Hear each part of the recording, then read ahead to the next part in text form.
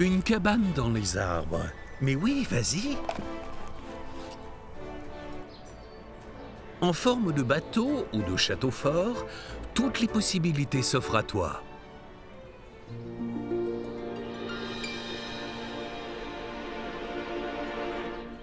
Il ne faut pas être complètement débutant. En effet, c'est du boulot. Pour une cabane dans les arbres de cette taille, tu vas devoir passer pas mal de temps dehors ces prochaines semaines. Peu importe que tu le fasses d'un seul coup ou en plusieurs fois. Par ailleurs, c'est pas mal de travailler en équipe. Ce serait en effet très difficile à réaliser tout seul. Toutes les mains supplémentaires sont les bienvenues. Voilà ce que tu dois faire. Fais un plan approximatif. Tu dois déjà savoir, plus ou moins, comment sera ta cabane dans les arbres et quels équipements tu souhaites. Alors c'est parti pour le soubassement. C'est lui qui soutiendra plus tard l'ensemble du poids de ton chef-d'œuvre. Maintenant, passons à la pose de la plateforme et à sa sécurisation avec une balustrade. Et maintenant, venons-en à la cabane elle-même. Si tu ne veux pas te mouiller, il vaut mieux l'équiper d'un toit. Et si tu ne veux pas rester dans le noir, prévois des fenêtres et des portes. Réfléchis à la manière de rentrer dans la cabane avec une échelle, des escaliers et peut-être même un pont. Et pour finir, les petits plus. Dans ce domaine, il n'y a pas de limite à l'imagination. Réfléchis juste quel monde d'aventure tu souhaites. Tes enfants ont sûrement aussi des idées très précises. Pour fabriquer une cabane dans les arbres, il te faut beaucoup de bois. Que ce soit de l'acacia, du mélèze, du pin ou, comme ici, de l'épicéa, c'est toi qui choisis, en fonction aussi de ton budget. Pour les pilotis, il faut des supports pour poteaux en hache et du béton. Pour que l'ensemble ne s'écroule pas, il faut beaucoup de vis. Et pour les murs et le toit, des planches à 3 couches. Mais ce n'est pas tout. Tu trouveras ici dans la liste à télécharger tout ce dont tu as besoin.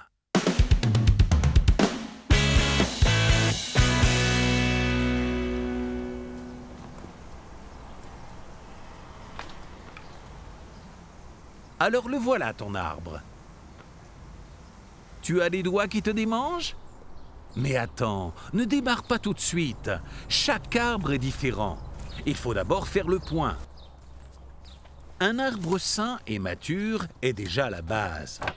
La façon dont il a poussé détermine si tu as la place pour une caméra et où.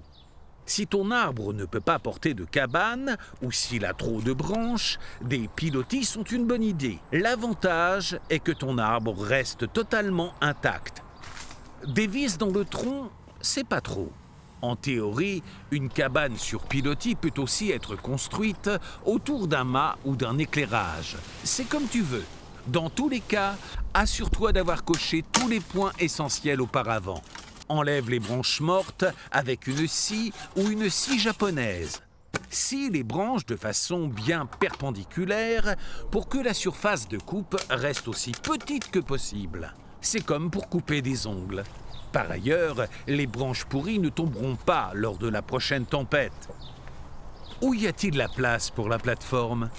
À l'œil nu, il est difficile d'évaluer où passent les branches et où il y aurait de la place pour ta cabane. Pour trouver des espaces libres là-haut, garde les lettres aussi hautes que possible dans l'arbre. Tourne autour pour trouver un plan de base possible. Fabrique une ossature avec des lattes avec les dimensions qu'aura la future plateforme dans l'arbre. Comme une sorte de plan de construction en 3D. Réfléchis dès maintenant pour savoir quelle sera la hauteur de l'ensemble. Si ton arbre a une fourche, tu dois réfléchir pour savoir si tu veux construire la plateforme en dessus ou en dessous. Tu as plus de marge de manœuvre en dessous. Par ailleurs, les branches situées au-dessus prendront plus de place sur la surface de la plateforme. Si tu construis la plateforme au-dessus de la fourche, tu dois construire autour des branches. La plateforme ne doit pas être trop haute, surtout si les enfants jouent là-haut. Tu as donc ton plan de base. Reporte tes mesures sur ton plan. Note la hauteur des pilotis et la longueur de chacune des poutres transversales, donc l'écart des points marqués au sol. Garde en tête que les poutres n'ont pas une longueur infinie. Les écarts entre les pilotis ne doivent donc pas être trop grands. Sinon, c'est l'équilibre statique qui est en jeu. Bon, assez planifié. Laisse décanter en buvant un petit coup. Au fait, avec un projet comme ça, vous serez encore plus soudés que jamais.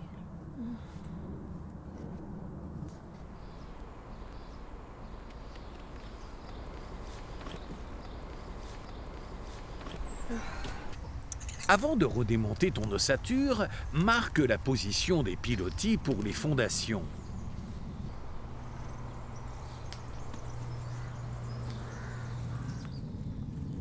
Enlève maintenant les lattes et tout le bazar.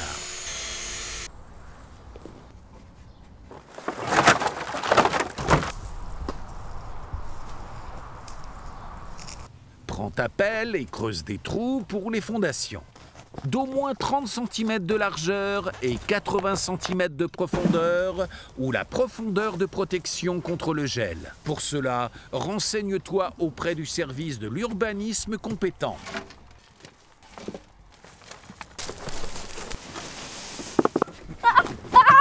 Scier de grosses racines serait comme couper un bras. Il vaut donc mieux les contourner.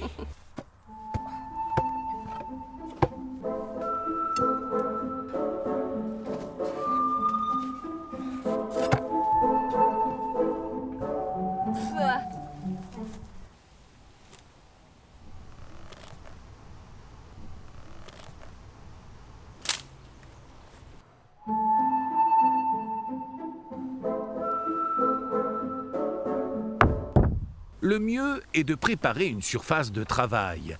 Cela rendra la tâche plus facile.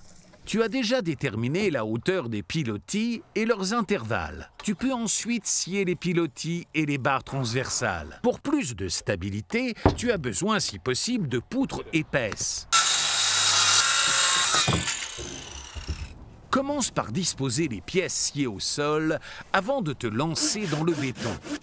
Pour plus de stabilité, place si possible de longs morceaux à 45 degrés au niveau des montants et des poutres transversales.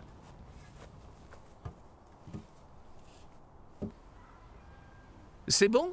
Relie maintenant le tout en éléments complets. Cela facilitera la phase ultérieure de scellage dans le béton. Pense à toujours prépercer avec les 2/3 du diamètre de la tige de vis. Colle aussi les pièces vissées en plus avec une colle spéciale pour l'extérieur. Surtout lorsque tu vises dans le sens de la longueur des fibres du bois. Vise toujours un peu en biais dans le bois debout, légèrement en croix pour plus de stabilité. Pour finir, les raccords d'angle avec des clous d'ancrage. Note-le bien. Tu en auras besoin un certain nombre de fois. Les deux extrémités de la proue doivent avoir le même espacement avec l'angle de tes poutres. Comme ça, tu as toujours un angle droit. Les vis sont positionnées de façon transversale par rapport à la poutre. Au moins 2. Ça tient.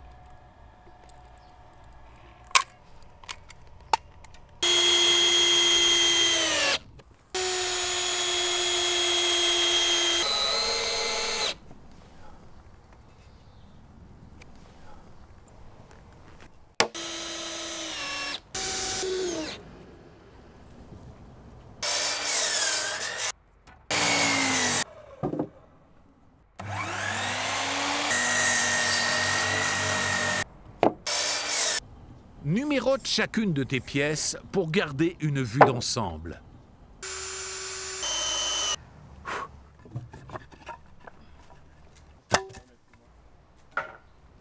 Les supports en H sur les pilotis avec un peu d'écart protègent le bois de l'humidité. Perce tout droit, sinon la vis ne rentrera pas.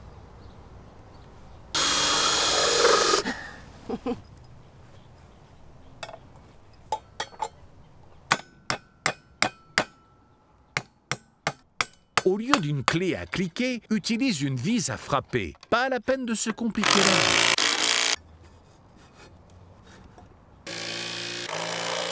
C'est bon, ça tient? Tu peux maintenant placer le premier élément dans les trous pour les fondations. Place de petites lattes de bois en dessous.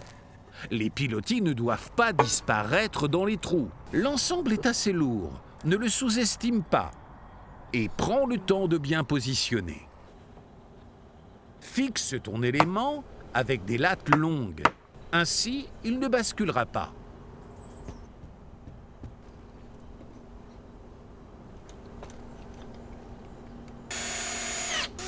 Fais la même chose avec le deuxième élément. Procède à l'alignement et raccorde-les.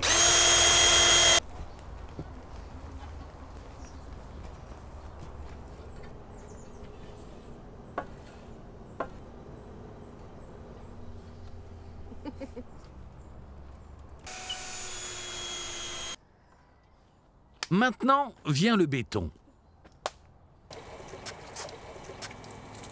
Pour cela, prends du béton de jardin à séchage rapide ou quelque chose qui soit adapté à des fondations.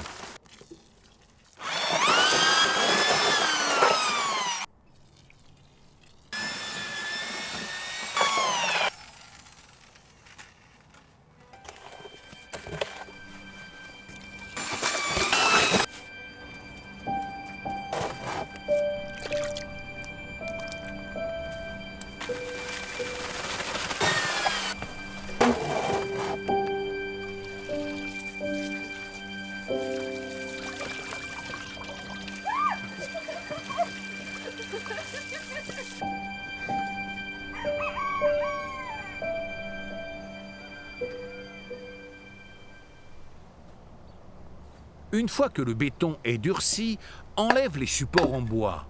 Le temps de séchage est indiqué sur l'emballage.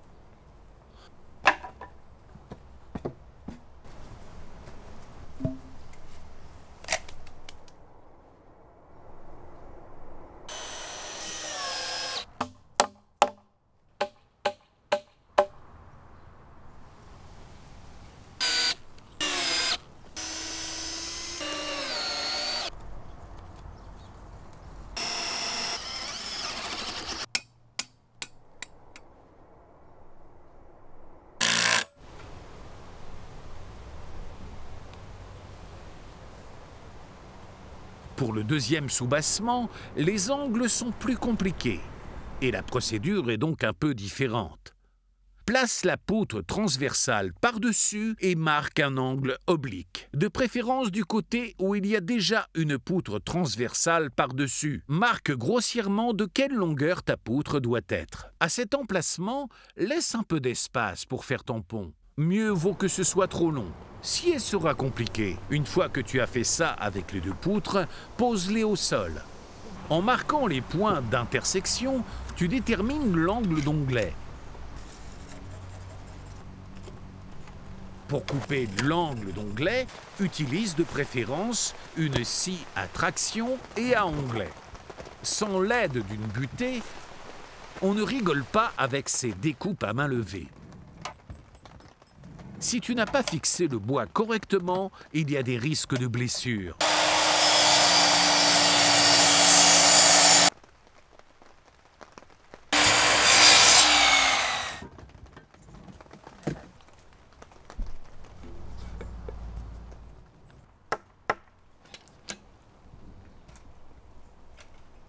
Fixe provisoirement le raccord d'angle avec une vis. Tu peux ensuite poser la poutre dessus. Cela facilite l'alignement. C'est bon.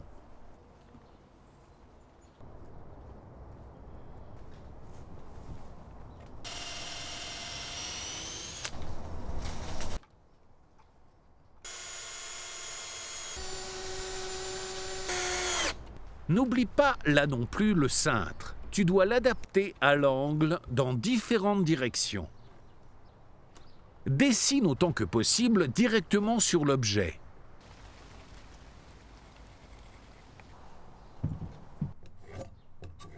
Et reporte ensuite l'angle sur ta scie.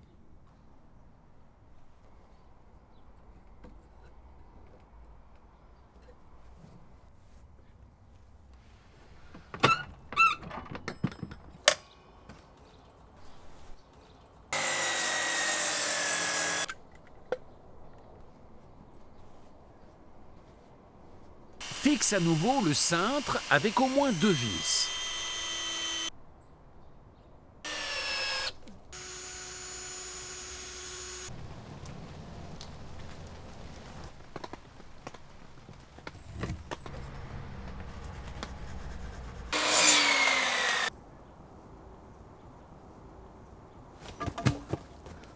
Tu ne dois pas te cogner la tête, ça fait mal et ça retarde la construction. Le mieux est de porter un casque.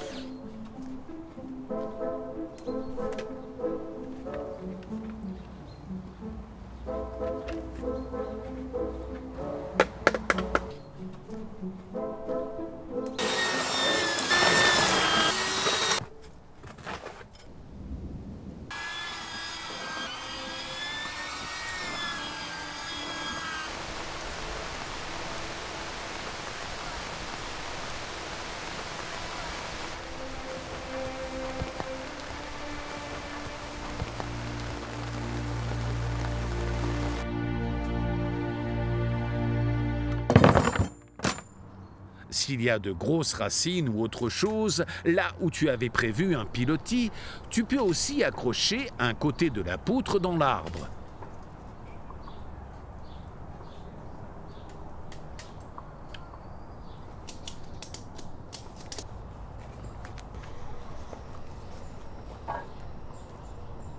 Pour cela, fais un trou dans la poutre.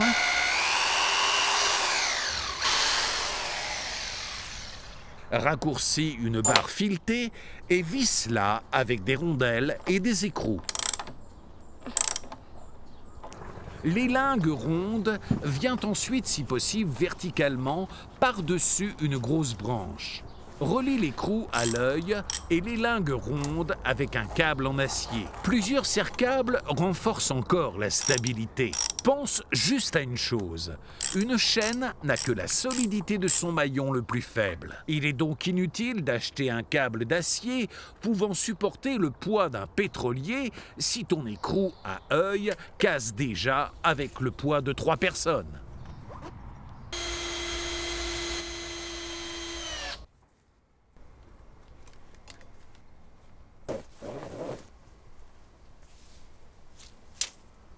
Un treuil à câble fait maison est quelque chose de vraiment cool et en plus utile. Évidemment, pas pour monter les gamins.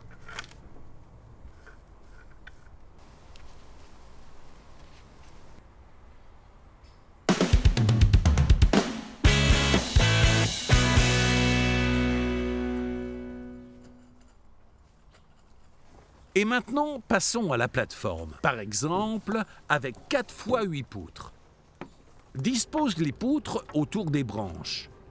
Environ une poutre tous les 60 cm. Elles ne doivent pas forcément être parallèles, mais les angles droits rendent le travail plus facile. Pré-percer et visser. Tu connais le truc maintenant. Les poutres longues ne sont pas gênantes. Tu pourras toujours les raccourcir plus tard.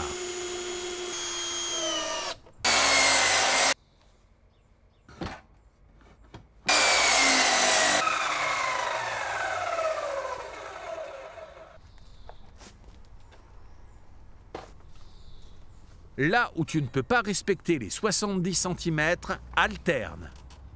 Le plus simple est d'utiliser des sabots de solive. Utilise-les pour fixer les poutres et par-dessus les planches de sol.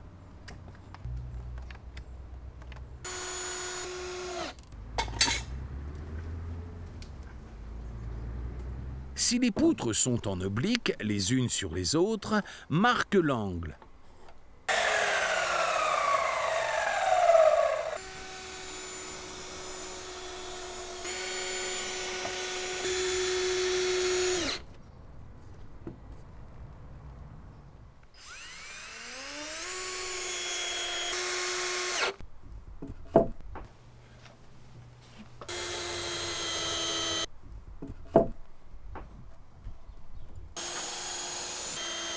S'il y a une branche au milieu du passage, tu peux rehausser la plateforme à cet endroit au lieu de couper la branche.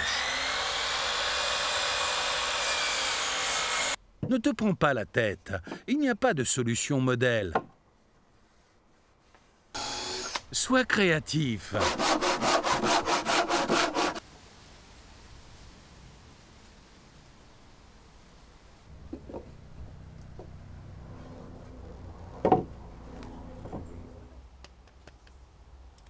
Mets les poutres à la même longueur.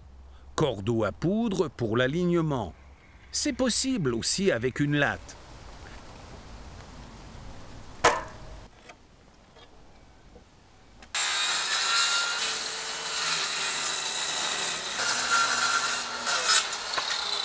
Veille à ce que l'ensemble soit bien stable. Place encore une poutre devant pour servir de cadre, de renfort et d'habillage.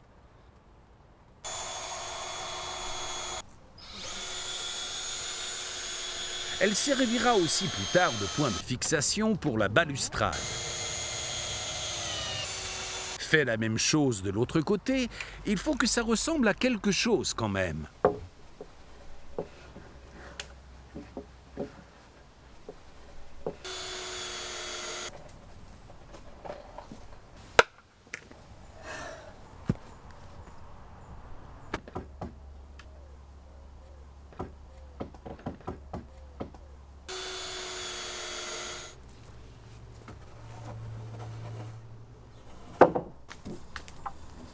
Ah oui, qui aurait l'idée de construire une cabane carrée sur une plateforme triangulaire?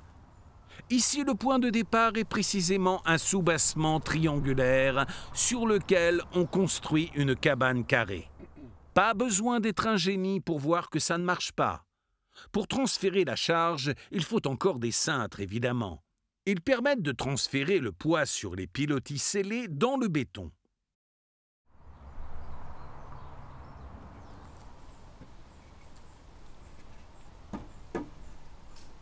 Donc, comme précédemment, déterminez la position de la cabane, marquée à droite et à gauche. Sciez le cintre et c'est parti. La poutre sur laquelle tu fixes le cintre droit doit avoir la même épaisseur que la proue. C'est plus esthétique et plus stable.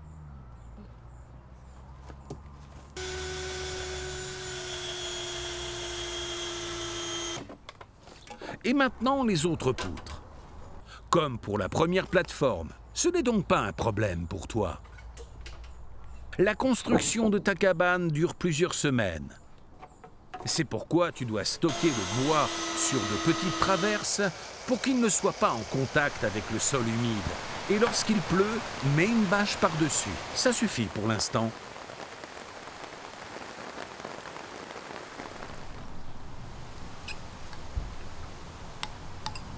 Mais pour protéger le bois durablement contre le vent et les intempéries, applique sur toutes les faces une protection contre les intempéries.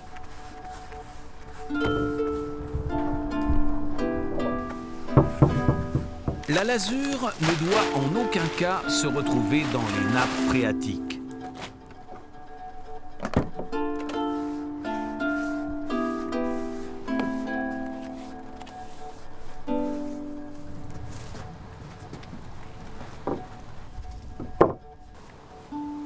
Et oui, c'est quelque chose qui dure. Mais peindre une seule fois ne suffit pas. Pour faire sécher, il suffit de placer le tout au soleil, avec des plots pour permettre la ventilation. Cela prend du temps. Une fois que les planches de sol sont sèches, on peut passer à la pose de la plateforme. Si tu construis ta cabane non pas en pin ou en épicéa, mais en mélèze ou en acacia, pas besoin d'imprégner le bois. Il est naturellement résistant, mais s'ils sont un peu chers, ne commence pas en plein milieu. Pose la première planche alignée avec les bords extérieurs. Préperce et visse. Pose les autres planches parallèles à la première. Pas bord à bord. Les planches ont besoin d'un peu d'espace entre elles pour que la plateforme ne soit pas inondée lorsqu'il pleut. Tu peux tout simplement utiliser un mètre pliant comme entretoise. Les cernes de croissance t'indiquent comment tu dois poser tes planches de sol. Elles doivent être dans ton sens. N'oublie pas que le bois travaille. Cela signifie que les planches se cambrent avec le temps.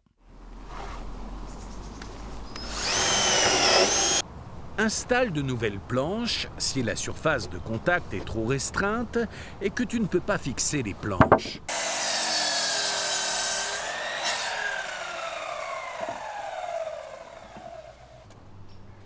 Fais en sorte que les planches aient au moins 2 surfaces de contact. Conserve une distance de 5 cm autour de l'arbre. Mesure l'intervalle entre la dernière planche vissée et la branche. Enlève 5 cm plus l'écart entre les planches. Tu sais maintenant où tu dois découper la planche.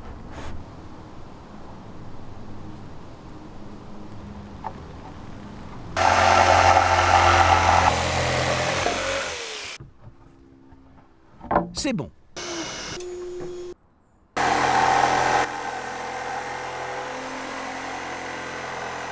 Ça monte gentiment.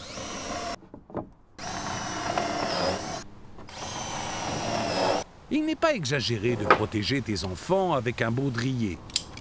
Au moins tant qu'il n'y a pas encore de balustrade.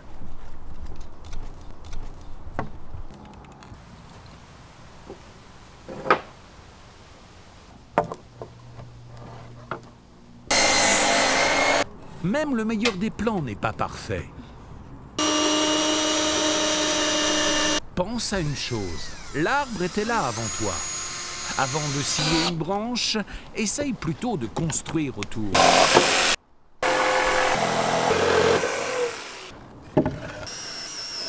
À l'extrémité de la plateforme, visse la planche extérieure de façon alignée. Et scie l'avant-dernière dans la longueur.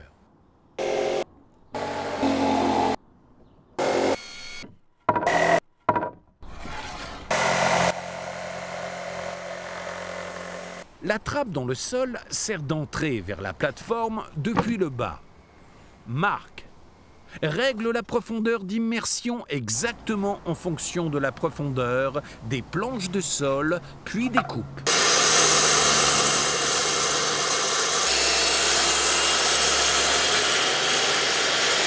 Fais attention à ne pas scier dans les vis. L'outil multitool est idéal pour séparer les derniers raccordements. Garde les planches découpées. Dans l'idéal, stocke-les à un endroit où tu pourras les retrouver. Tu auras besoin des poutres en dessous plus tard, comme surface de contact. Tu feras la porte de la trappe plus tard. Commence par terminer la plateforme.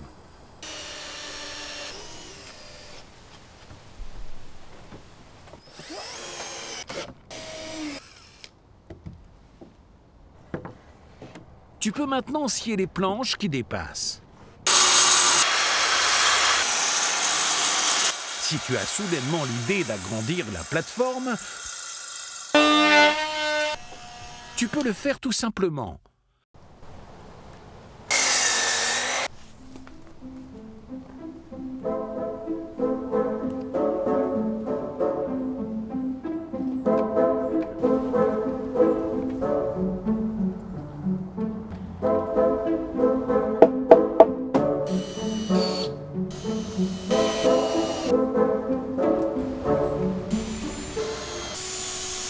Avec des cintres pour que ce soit stable.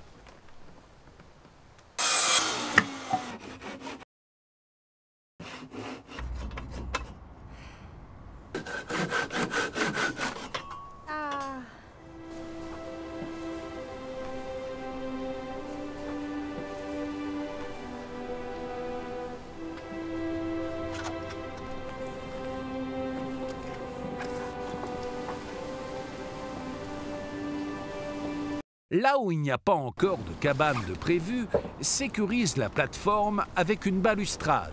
En général, une balustrade est composée de montants verticaux, de planches transversales et de colonnettes. Dans tous les cas, ta balustrade doit avoir une hauteur minimale de 70 cm. Tu peux scier les montants, par exemple, pour faire comme une rambarde de bateau. Et pour l'aspect visuel, scie aussi les bords. Marque l'angle et enlève-le. Là aussi, les coupes à main levée signifient un état absolument stable et la fixation de la pièce, ou même avec la scie japonaise.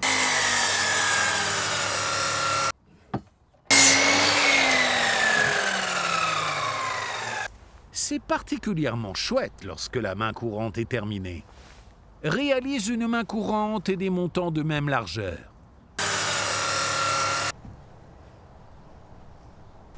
L'assure à nouveau. Oui, c'est énervant. Mais il le faut si tu veux que ta cabane dure un peu. Place les montants à une distance maximale d'1,5 mètre. Sur les montants, fixe une barre en bois pour faire la main courante. Il te faut encore quelques planches sur lesquelles tu visses les colonnettes. Moins tu as de planches transversales, moins les enfants risquent de monter dessus et de tomber. Visse-les de sorte à ce que tu puisses balayer les feuilles à l'automne. Cela empêchera que ta plateforme pourrisse. L'espace entre les colonnettes ne doit pas dépasser 10 cm. Marque en haut et en bas.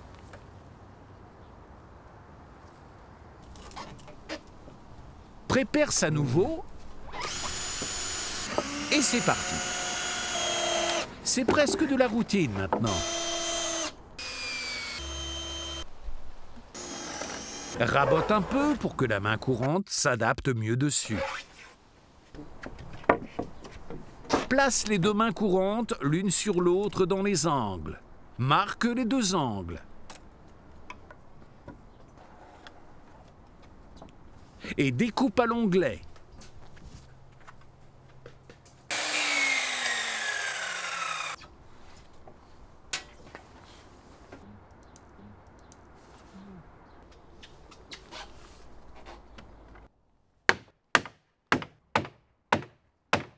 Si tu ne relis pas les balustrades en angle, tu dois fixer les montants en plus avec les boulons.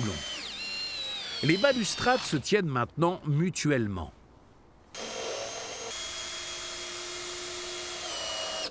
Pour finir, visse la main courante avec la plinthe.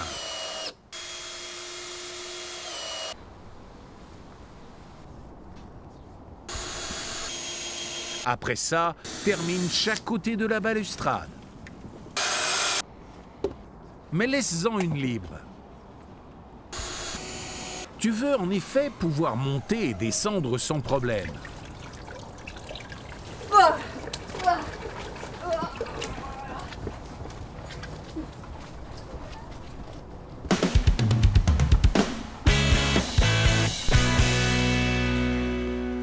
Et maintenant, voici le meilleur du projet, ta cabane.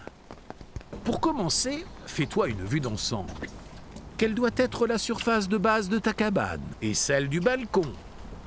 Réfléchis à quelle sorte de toit tu aimerais. Toit en apprenti ou toit en selle? Et comment doit être le toit pour protéger au mieux la surface? Si les petites branches gênantes. Représente ta surface de base avec 4 poutres. Dans l'idéal, il faudrait qu'une grande partie du poids de ta future cabane soit transférée par les poutres et par les pilotis situés en dessous. Une cabane avec des angles droits est quelque chose d'ennuyeux. Et donc, ce n'est pas pour toi. Mais fais quand même 2 murs parallèles. Sinon, la construction du toit sera un cauchemar. Marque tout. Tu as déjà déterminé quels sont les murs parallèles lorsque tu as décidé de l'orientation de ton toit. Même chose pour un toit en appentis. Divise par 2 la longueur des murs obliques. Cela te donne la position de la panne faîtière de ton toit en selle. Scie les poutres. Mets-les en place et visse-les avec le soubassement et entraîne. Il te reste à déterminer la hauteur des murs. Une fois que tu as toutes les dimensions, scie les poteaux d'angle et les poutres transversales. Puis, procède au montage.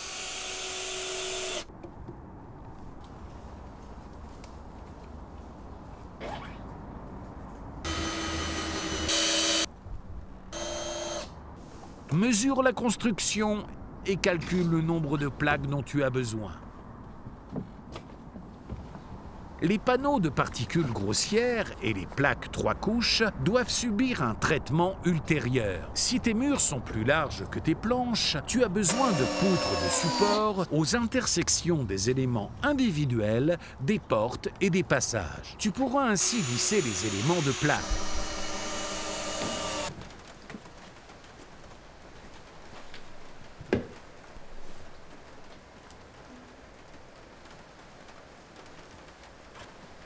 Scie les plaques 3 couches en bois véritable. Règle la profondeur d'immersion en fonction de la profondeur des plaques.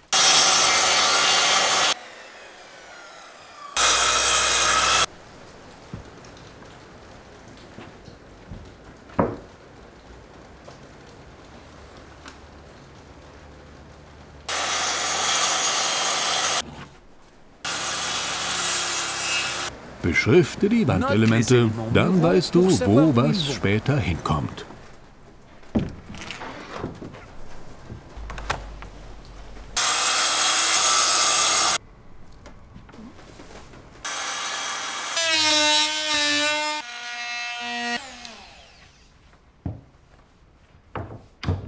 Et comme la cabane n'est pas à angle droit, tu dois scier les bords extérieurs de tes plaques avec le même angle que tes angles de cabane.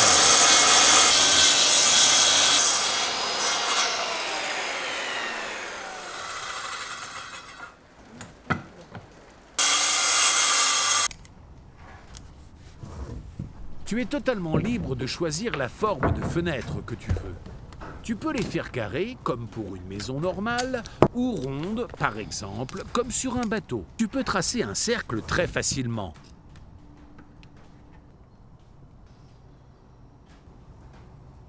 Pour découper les arrondis, le mieux est d'utiliser une scie sauteuse.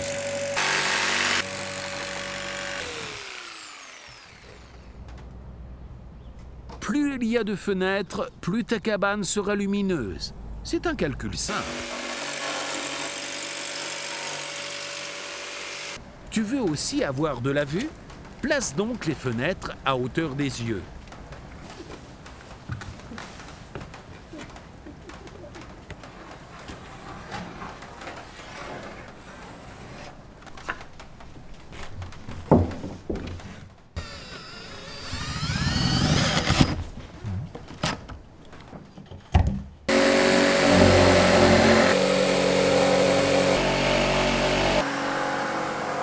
Fais le diamètre extérieur un peu plus grand. Tu auras ainsi en même temps le cadre.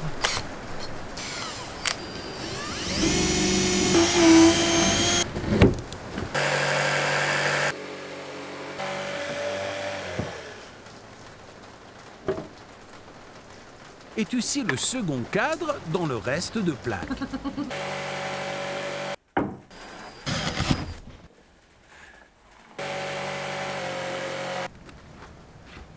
Tu brises les bords avec une défonceuse. C'est plus esthétique et ça évite de se blesser.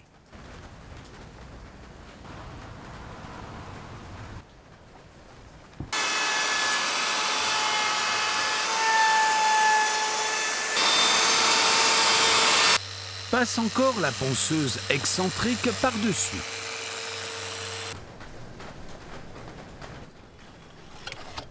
Tu peux ainsi marquer l'emplacement des vis. Et c'est fini.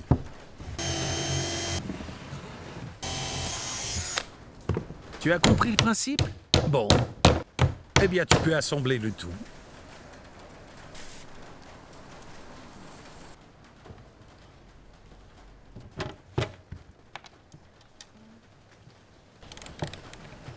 Fais la découpe dans le mur un peu plus grande de quelques millimètres. Ainsi, la fenêtre pourra aussi pivoter.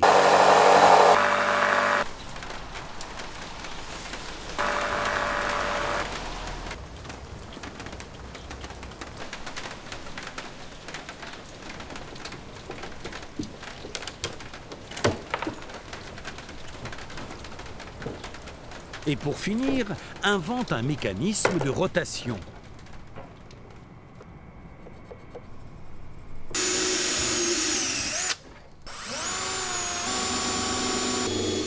Prends un boulon partiellement fileté, car le cadre en bois de ta fenêtre de toit pivote autour de la partie lisse de la vis, c'est-à-dire la tige et non pas la partie de filetage. Applique à nouveau une couche de protection du bois. Il faut que ce soit résistant.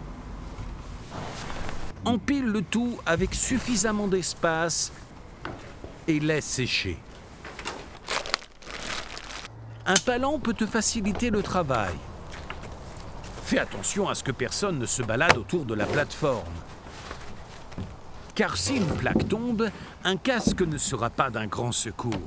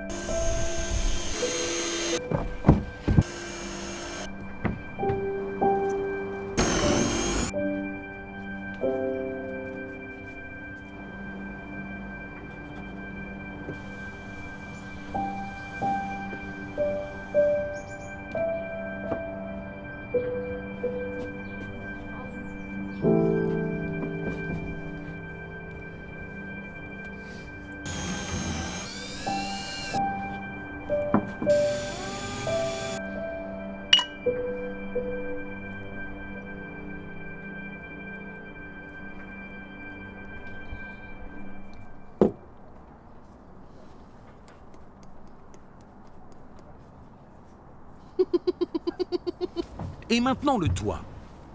Comme ta cabane n'est pas à angle droit, c'est un peu compliqué. Commence par déterminer la hauteur maximale du plafond. Pour cela, pars du milieu des parois latérales. Tu as ainsi la pente du toit. Place des entretoises dessous et fixe le tout pour que ça ne glisse pas. Que fait cet enfant sur le chantier? Non mais sérieusement, au plus tard maintenant, il faut que tous les enfants aient quitté les lieux. Note les angles. Scie ensuite un nouveau poteau avec les angles que tu viens de mesurer.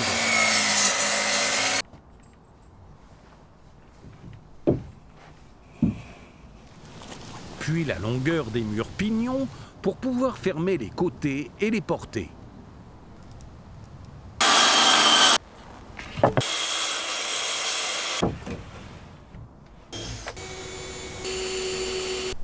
Pour visser ton triangle depuis l'extérieur, tu dois doubler la poutre. Les triangles sont prêts, tu peux maintenant contrôler si le toit est bien en place. Après, ce ne sera plus possible. Une fois que tout est en place, visse le toit sur les triangles. Place les montants dessous, pose les triangles. La panne fêtière détermine la longueur, scie et chanfreine. L'idéal est d'utiliser une scie circulaire de table. Si tu n'en as pas, tu peux en louer une ou alors improviser.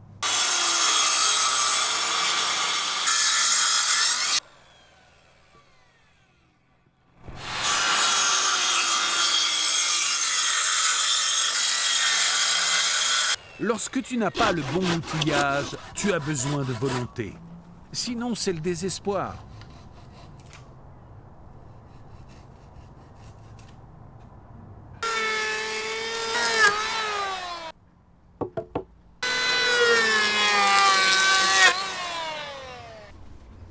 Exactement comme ça, pour finir le raccord d'angle. Fixe le tout. Par-dessus, visse encore un panneau de toiture sur les poutres situées en dessous. Tu peux couper ce qui dépasse et qui est inutile, mais tu n'es pas obligé. C'est juste pour l'aspect esthétique. Bon, on fait une petite pause. Construire une cabane dans les arbres signifie que tu dois travailler sur plusieurs chantiers en même temps. Pendant que l'un s'occupe du toit, quelqu'un d'autre peut peindre ailleurs. Et souviens-toi qu'une seule couche ne suffit pas.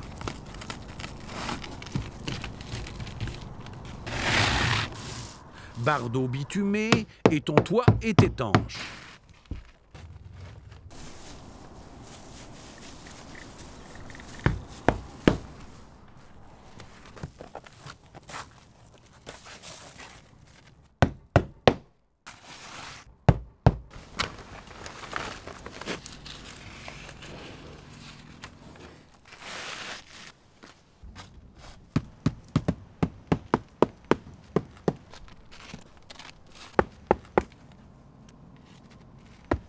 Note la longueur des bordures de toit. C'est là que tu placeras ensuite des coupe-vents.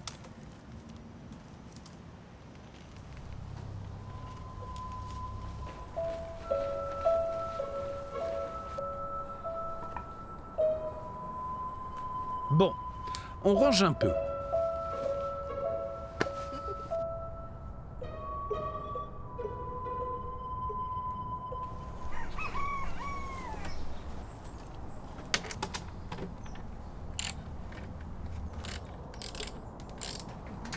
Des superbes fenêtres pivotantes.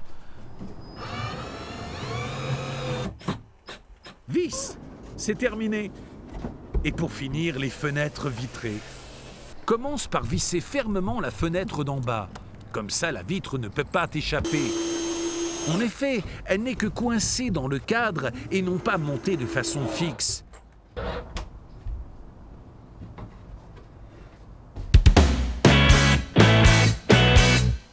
Tu peux tout simplement agrandir ta cabane dans les arbres avec des plateformes supplémentaires. Tu peux scier rapidement en octogone à partir des chutes.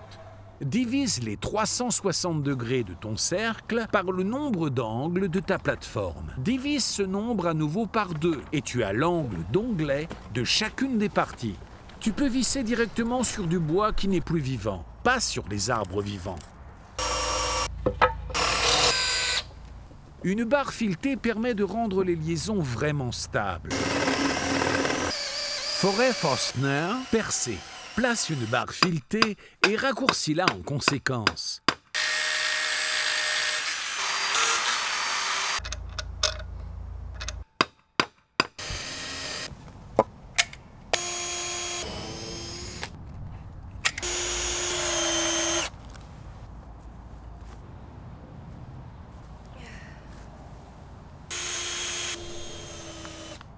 Mets maintenant en place ton octogone.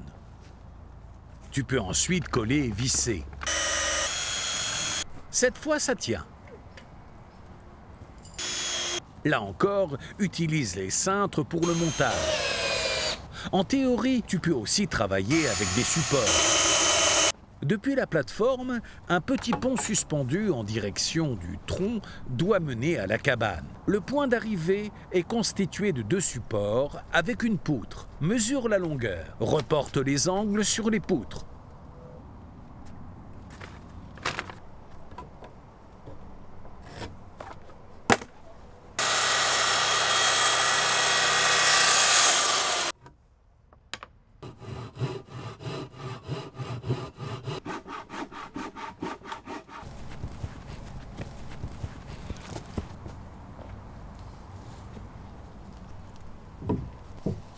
Aligne la poutre et fixe-la avec des serre-joints. Fixe maintenant avec des vis à bois. Puis prends des forêts Forstner. Mais de façon à ce que le trou soit parallèle avec la poutre située derrière. Comme le pont tirera ensuite sur la poutre, des boulons sont la solution idéale, car ils résistent bien.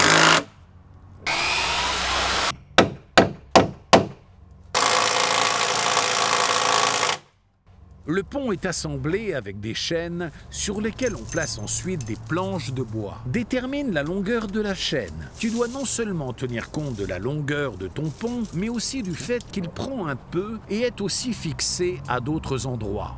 Pour que la chaîne passe ensuite, tu dois utiliser un foret très épais. Vérifie qu'il n'y ait pas de vis là où tu veux percer. Une fois que tu as percé les trous, tu peux enfiler la chaîne. Pour rendre l'ensemble un peu plus stable, passe la chaîne sur plusieurs supports ancrés au sol.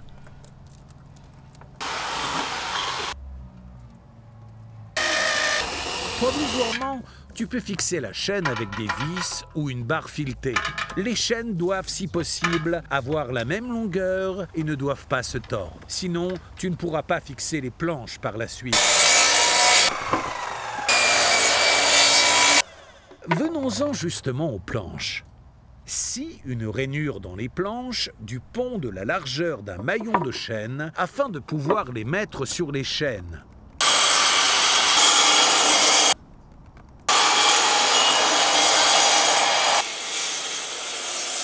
Si le pont n'est pas vraiment droit, il se peut que tu doives chanfreiner la première et la dernière planche.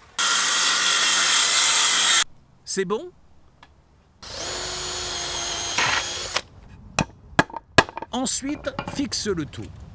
De préférence à nouveau avec des boulons. Garde en tête que tu dois garder un espace entre les planches pour que l'eau puisse s'écouler, par exemple la longueur d'un maillon.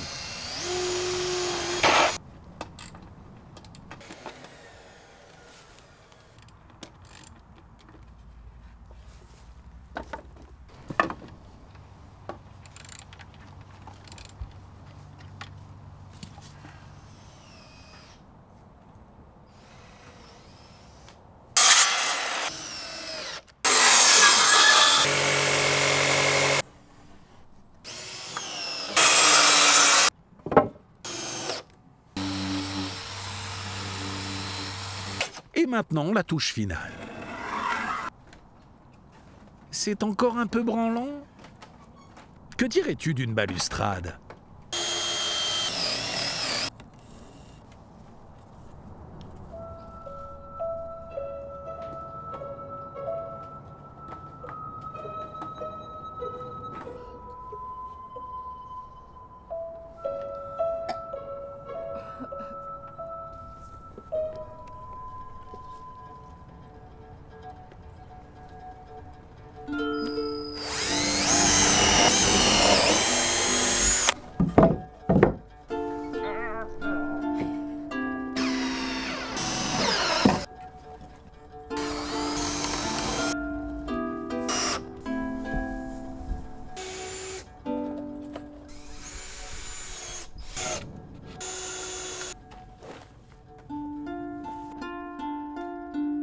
Lorsque les vacances arrivent, il est temps de prendre congé. Et même s'il était plus cool de continuer à construire la cabane. Lorsque le chef rentre à la maison, tout doit être prêt. Tu termines maintenant plusieurs de tes nombreux petits chantiers. Enlève les restes de colle et applique un traitement sur les arêtes de coupe. Raccourcis les bois équarris, carrés, rabotés à la même longueur.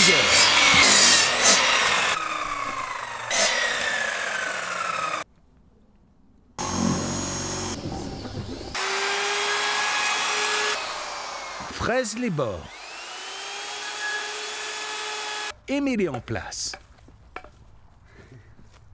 Tu te souviens de la trappe au début? Parce que d'une façon ou d'une autre, il va bien falloir que tu montes. Si tu n'es pas assez grand pour sauter jusqu'en haut, fabrique-toi une échelle suspendue.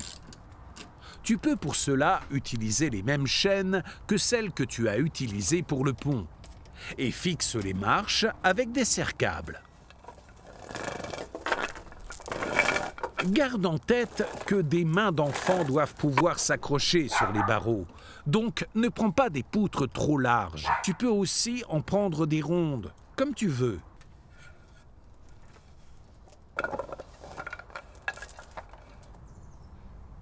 Oui, ça peut être un peu long, mais à la fin, ça a l'air vraiment génial.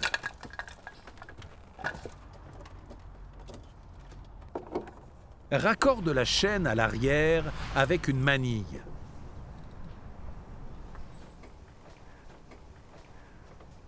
Si l'échelle frotte contre l'arbre, protège l'écorce avec une corde. L'écorce est comme une peau. Elle n'aime pas quand elle est frottée pendant longtemps.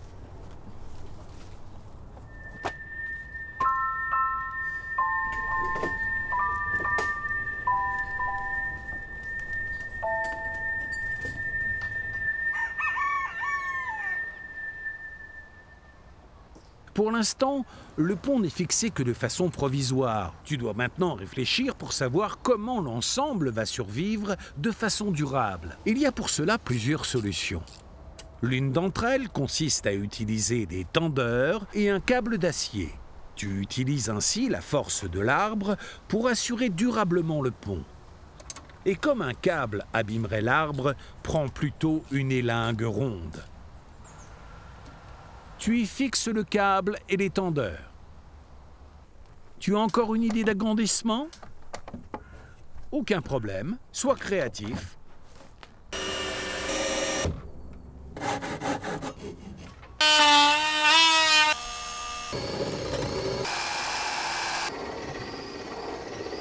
Mais garde en tête l'aspect de l'équilibre statique. Donc, à nouveau des poutres avec des boulons. Lorsque tu es en train de faire ton agrandissement, connecte directement tes plateformes.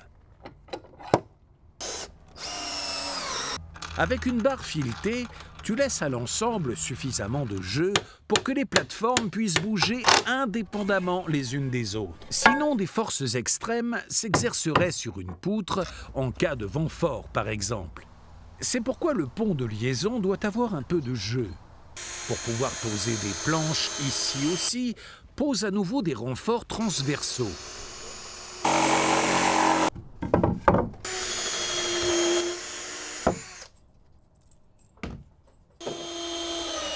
Bon boulot!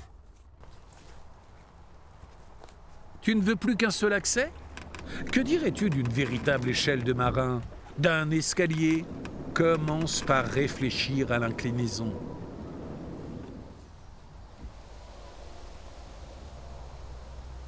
Tu dois mesurer depuis le bord supérieur de la plateforme verticalement vers le bas, par exemple avec un fil à plomb, et jusqu'à l'endroit où démarrerait ton escalier en bas. Si le sol est irrégulier, mesure directement au-dessus du pont de support de l'échelle et rallonge le bord supérieur de ta plateforme avec un niveau à bulle. Tu peux maintenant calculer le nombre de marches. Divise la hauteur mesurée par le nombre de marches prévues. Si tu obtiens une valeur entre 20 et 25 cm, tu sais combien de marches il te faut. L'intervalle que tu as calculé décrit toujours l'écart entre le bord supérieur d'une marche et le bord supérieur de la marche suivante. Garde ça en tête. On placera plus tard des plots de support pour les marches. C'est pourquoi tu dois encore déduire l'épaisseur de la marche. Sinon, la hauteur de la première et de la dernière marche ne seront pas correctes et tu te casseras la figure. Pour finir, tu as besoin d'une main courante.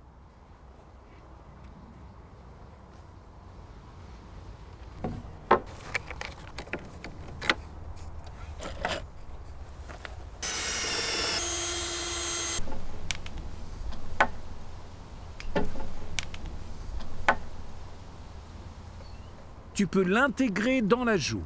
Pour cela, elle doit être suffisamment large. Mesure maintenant depuis le point de support le long de la joue et marque à cet endroit l'angle de ta marche.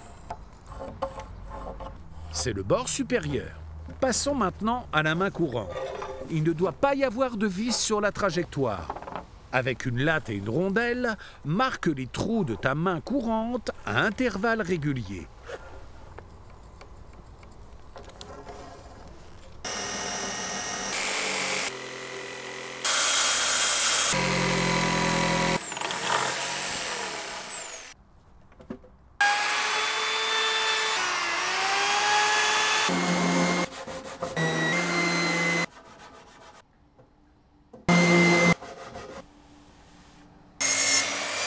Pendant que l'un ponce, l'autre peut scier les supports pour les marches.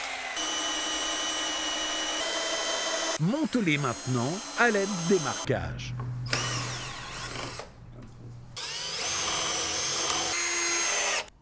Et maintenant, on raccorde. Visse-les depuis l'extérieur. Si tu veux, tu peux tourner l'ensemble de la pièce et viser en plus depuis l'autre côté à l'extérieur.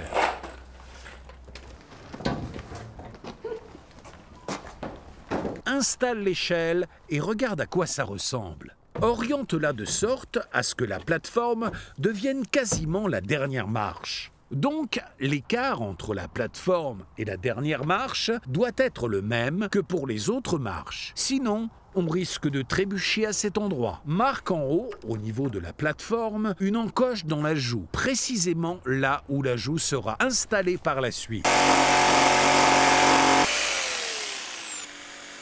Et raccourcis l'escalier en bas pour qu'il ne touche pas le sol humide par la suite.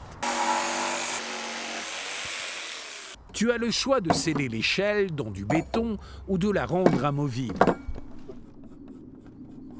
Arrondis le haut pour l'aspect esthétique. Et parce que c'est agréable au toucher.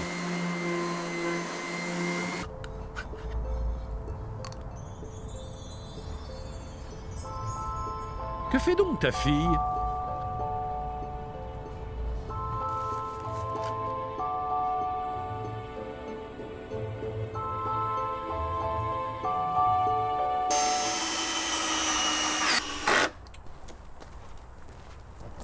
Mets l'échelle en position.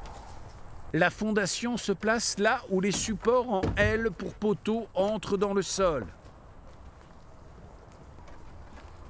Creuse un trou.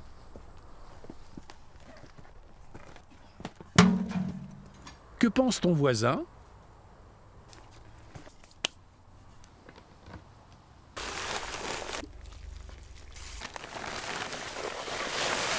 Tu peux mélanger du béton à prise rapide directement dans le trou. L'instant de vérité. Au plus tard maintenant, tout doit être correctement aligné. Une fois que le béton est sec, on ne peut plus rien bouger.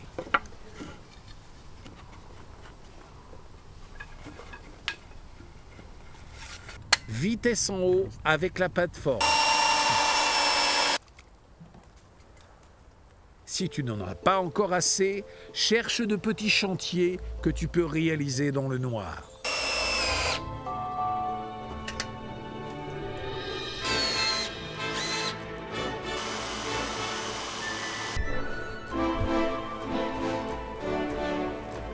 Il est déconseillé d'effectuer des travaux de sciage importants dans le noir.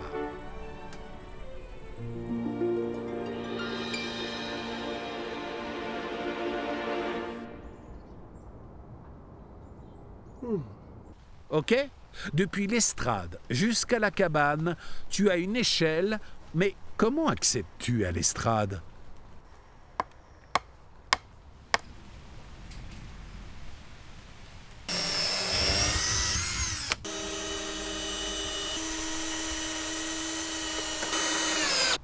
Ah oui, une échelle.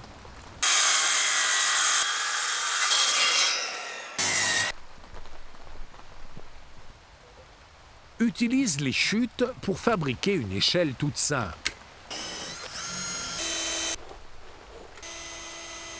Et pour que personne ne tombe, fabrique tout de suite une balustrade autour de la plateforme. Voilà comment tu peux faire.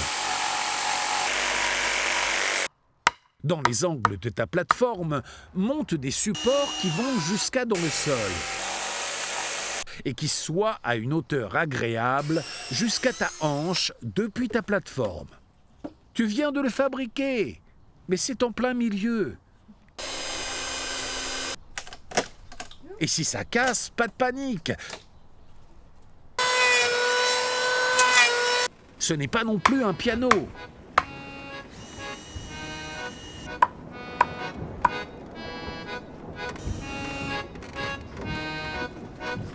Perce des trous.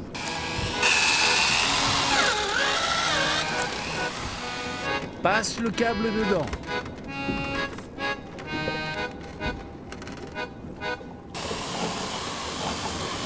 C'est du boulot tout ça.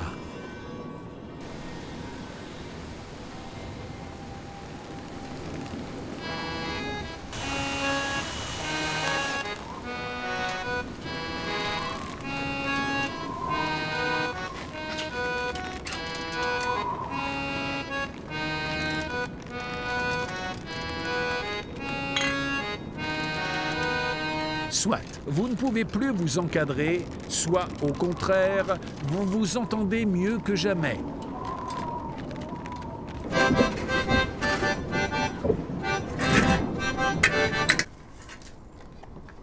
Maintenant que tout est presque fini là-haut, tu peux lentement commencer à rendre ta cabane étanche. Mais un mur tout simple, c'est pas vraiment fun. Que dirais-tu d'une porte spéciale ? Par exemple avec un passage rond qui s'ouvre et se ferme avec un système de poulies.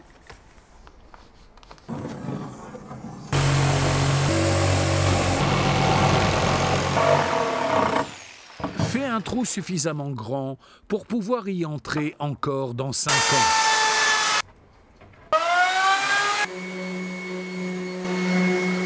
Ta porte ronde à poulies doit bien sûr être plus grande que le trou.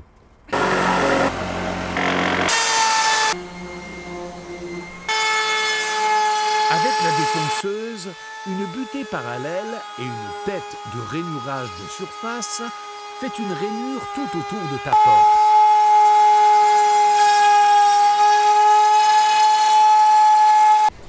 Sur les plaintes, monte des rails de guidage. Pas besoin d'être extrêmement précis. Mieux vaut laisser un peu d'espace, ça glisse mieux. Encore un trou en haut pour fixer le câble.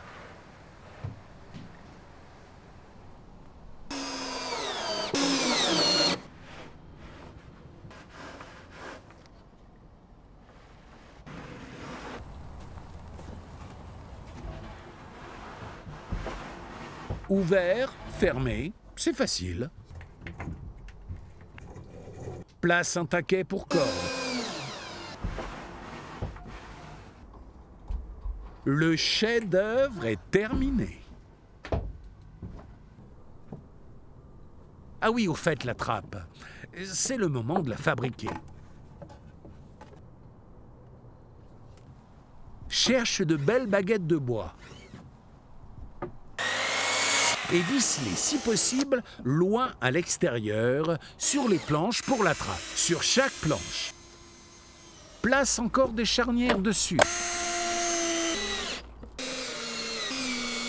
Et c'est bon.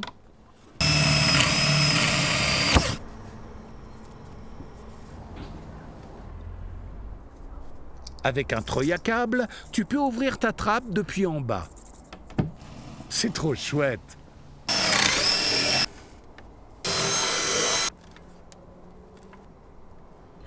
Place encore des taquets pour cordes. Et c'est fini. Une porte toute simple.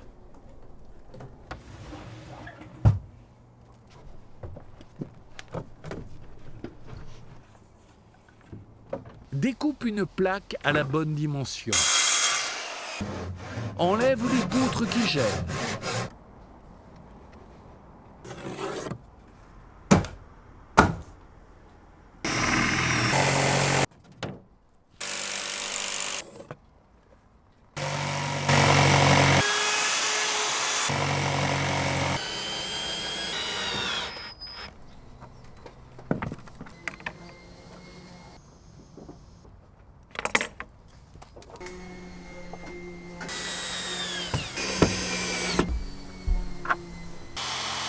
N'effiloche pas le trou, colle une chute dessous.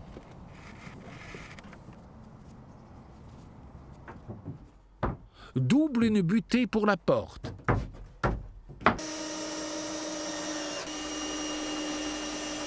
Laisse un peu d'espace en dessous lors de l'alignement, sinon la porte frottera sur le sol par la suite.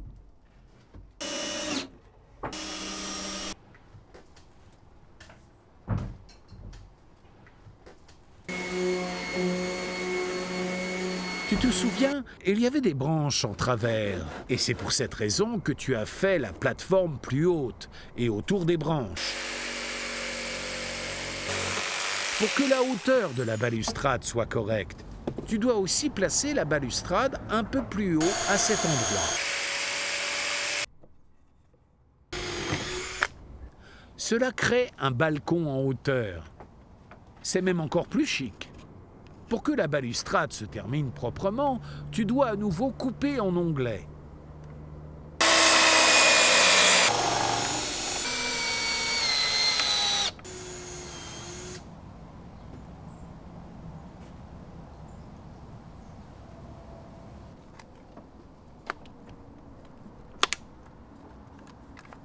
À cet endroit, le câble en acier frotte encore contre l'arbre. S'il y a déjà trop de tension sur le câble, bloque la plateforme en hauteur avec un serre-joint à une main. Protège l'écorce.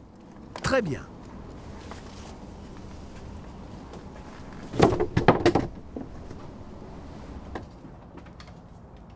Obture maintenant les petits espaces. La règle est le bon sens. Réfléchis pour savoir où un enfant serait susceptible de tomber s'il est imprudent.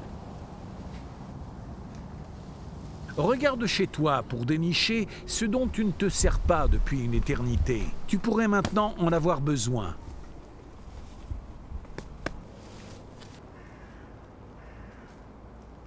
Ici et là, il y a besoin d'un travail de précision. Par exemple, pour habiller les espaces entre les morceaux de plaques.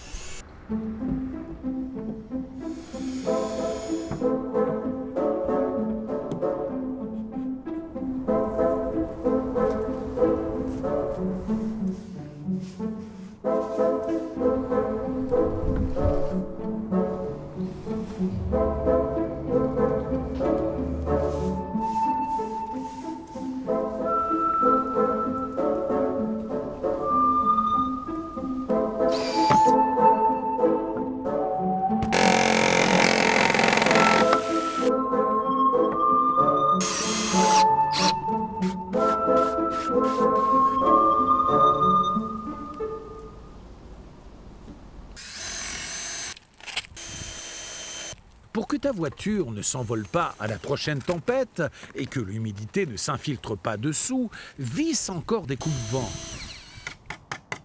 C'est mieux.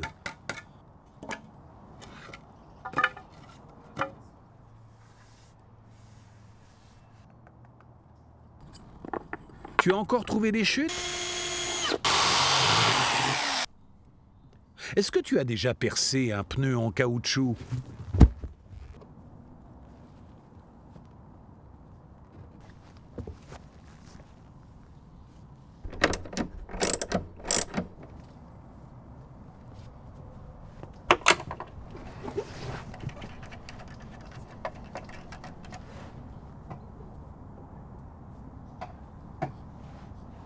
Regarde s'il n'y a pas encore des vis qui traînent sur le sol. Rassemble-les. Il n'y a rien de plus énervant qu'un enfant qui se plante une vis dans le pied. Un sol trop dense autour d'un arbre est comme un poumon comprimé et l'arbre peut étouffer. Des copeaux de bois protègent le sol et répartissent la pression quand on marche dessus tout en fournissant des nutriments à l'arbre. Et tu te feras moins mal si tu tombes. Les dernières chutes peuvent servir à fabriquer des meubles.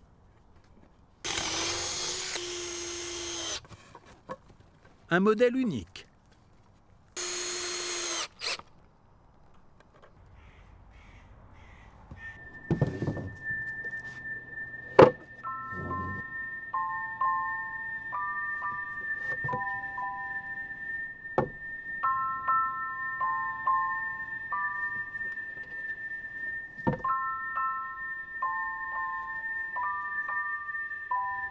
Un projet de longue date touche à sa fin.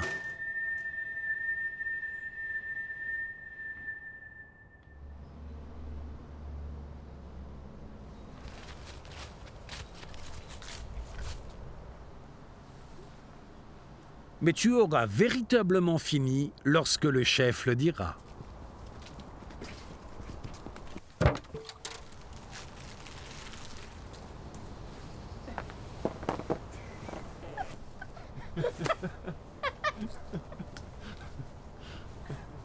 Si tu ne veux pas avoir de mauvaises surprises, teste préalablement les couleurs qui te plaisent le plus. En effet, certaines peintures ne couvrent pas bien.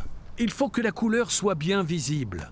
Et protège le sol avant. Si quelque chose coule, tu aurais à nettoyer le pont pendant des jours.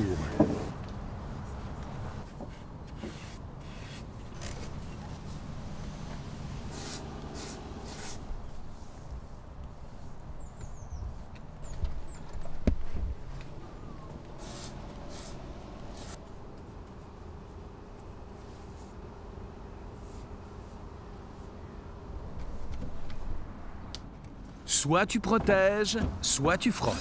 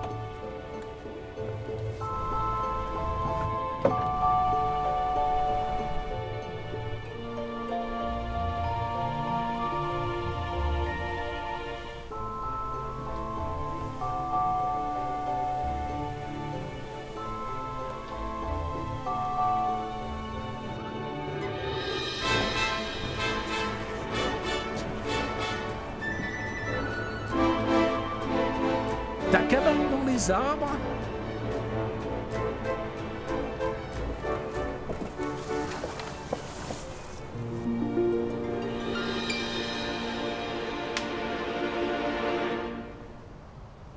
Enfin, votre cabane dans les arbres.